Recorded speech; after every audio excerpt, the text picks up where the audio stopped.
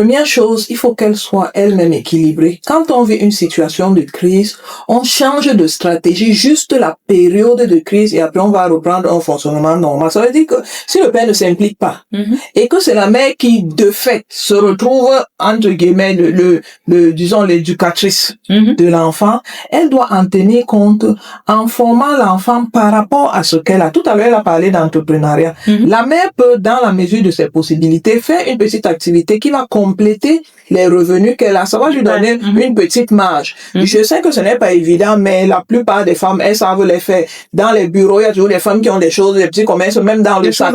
Donc, si vous êtes un peu inventif et que vous savez observer un problème de la société, vous pouvez le résoudre à votre façon et mettre un prix dessus. Ça, c'est une chose qu'il faut faire. Deuxième chose, je reviens beaucoup sur la responsabilisation des enfants. Parce que si on ne responsabilise pas les enfants, la maman, elle va craquer. Parce que c'est un être humain. Donc, si vous réussissez à responsabiliser les enfants, quel que soit l'âge, si vous réussissez à leur responsabiliser,